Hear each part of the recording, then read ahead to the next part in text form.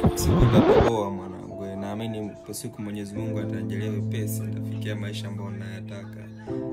Kikubwa tu Mungu azidi kunijalia uzima, kunipa afya njema, na labda Mungu anichukue mapema na kuhakikishia, lakini harakati za kupambana na kutoboa naona kabisa ziko ndani ya uwezo wangu, naweza kuzungumza. Sio lazima kufikia utajiri.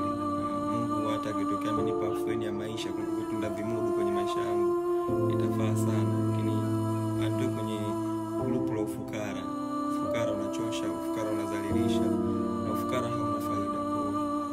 Mungu atanibariki kutokana na kiwango chake, lakini anibariki kiwango kikubwa ambacho hakitoambatana na ufukara. Viko vitu vingi vya kuzalilisha kwenye maisha yetu, lakini mwanaume kwenye kila sekta inabidi awe na pesa.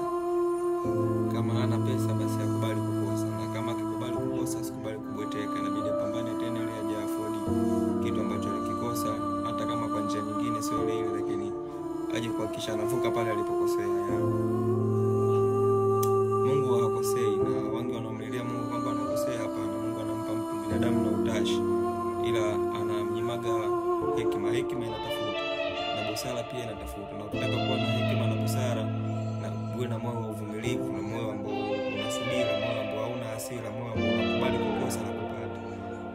Mungu hajai kukosea kabisa, ila anakupa vitu kutokana na uwezo wake. Anaamini wewe unaweza kuvuka majaribu hayo na kupatia kwa mlokoni, kuamini tu kwamba ni mambo ya muda na kupotezea na kutokuweka kichwani akakuharibu kisaikolojia. Maombi ni nyenzo. Tu ukaomba ufanye kazi, ukasema mimi naomba, utotoboa na utofika kokote. Lakini ukifanya kazi na kukibariki kile unachokifanya, Mungu anaongeza jitihada zaidi kwenye kile kitu ambacho unakifanya. Lakini ukienda kukaa na kulia tu na kuomba muda wote uonyeshe jitihada, uweze kuvuka madaraja ambayo yako mbele yako, kwa sababu hujabariki na kuyatukuza na kuyaonyesha nia kwamba uko tayari kupambana ili kuyafikisha sehemu na wewe na yenyewe ya kufikisha sehemu. Kwa ibada tufanye ibada njema, na tuvitakase na kuvitakatisha vile ambavyo Mungu ametubarikia. Damu ni kazi ya binadamu, ni kazi kama binadamu wengine tunaishi nao. Kwa binadamu kuna strategies nyingi sana za kupitia, na ili ushinde binadamu uwe na moyo ambao hauna quick, na moyo ambao hauhifadhi hasira wala ghasia, kwa sababu chuki inamaliza mtu ambaye ana akili, hasira inamaliza mpumbavu ambaye anazoeka kifuani mwake. Kwa kuishi na binadamu kunahitaji busara, kutuliza moyo wako.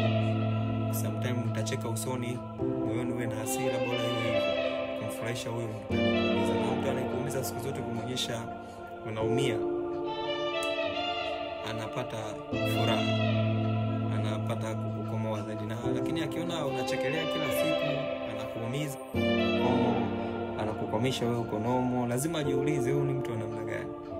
Kwa sababu mtu anayekutafutia kukuumiza anapenda kuone unaumia na unalia, lakini anapokuumiza wewe umii unakuwa nomo, anajua ndio mpumbavu. So sometimes anatafuta jitihada nyingi sana za kutaka kukuumiza. So binadamu ni kazi, siwezi kuzungumzia sana binadamu.